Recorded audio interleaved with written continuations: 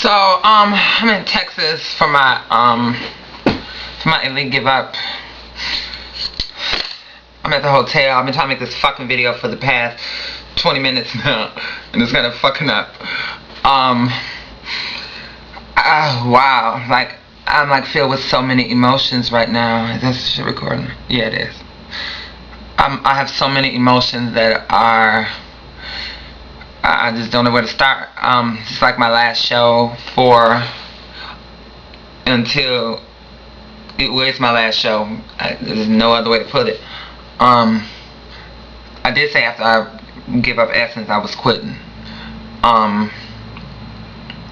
Only because I just needed to focus on me and my life after. It was really no reason why. You know, people are always saying, what is, the question people are always asking was why? I didn't feel like I had to give an explanation to why. I just was tired, you know. Like, I think I've been in the city for like maybe 2 hours. I mean, I love Houston. I always say once I finish school I was gonna live here.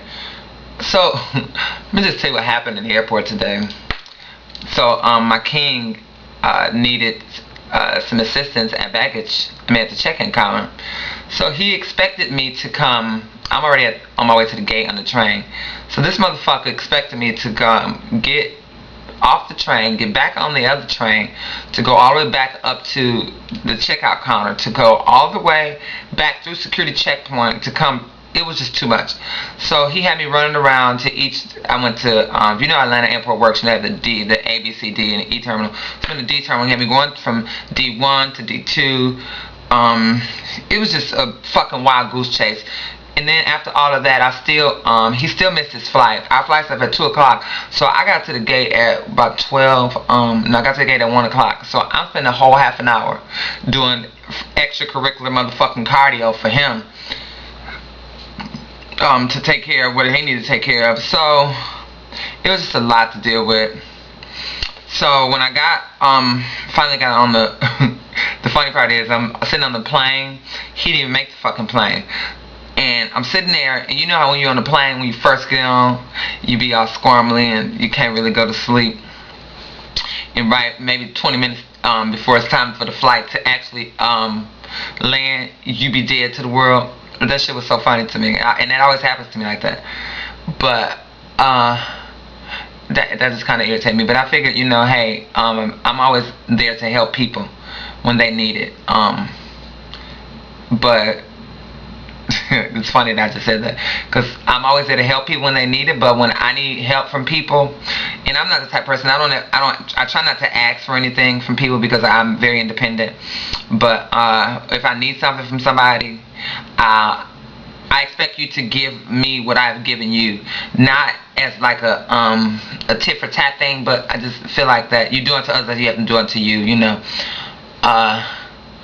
But this past month has just taught me a whole lot about people and relationships, about opening your space up to people, because it's just a lot. And I'm not even gonna go into like explicit detail, but it's just a whole lot. I just look at situations and different people a lot differently than I did before.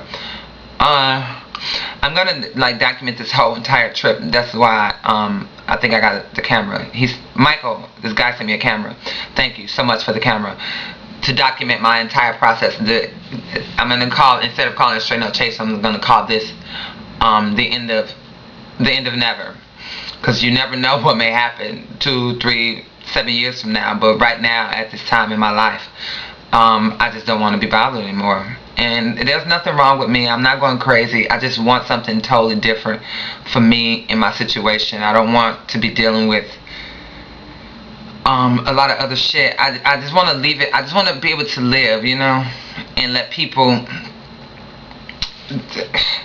I want to see myself in a different light, you know, and regardless of people, they only see what they choose to see on stage. Like when people send me these messages on Facebook, I was like, oh, I miss Kenya. Kenya is an entity that I created on stage, so naturally you never really got to know who I am as a person. You only got to see me on stage shaking my ass, or dance for dollars is what we call it. But nonetheless, it is what the fuck it is.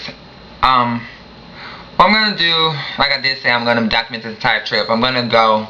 I have a meeting in a little bit, so what I'm gonna do is I'm gonna go to the gym, and later on tonight, after I come in from the club, I'm gonna go out, and I want to see how, because it's a lot different from being in Atlanta. Everybody's so superficial, and I'm gonna see, because a lot of people know me here, but they really don't. I guess because me hanging out in Atlanta so much, but me just going out in Houston is something totally different, because a lot of people here I don't know.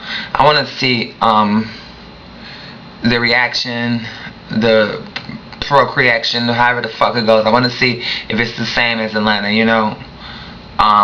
I can just actually have a good time without people concerning themselves with my identity. Not that I give a fuck, but I just think it's going to be very interesting. I think it's going to be a really good evening. I will talk with y'all later. I'm so glad that I finally met Giselle. She is absolutely beautiful. My Essence newcomer queen. She's so beautiful and she's so sweet. She's so cool. Shout out to Giselle. I will talk with y'all later when I get done with this whole gig. Alright.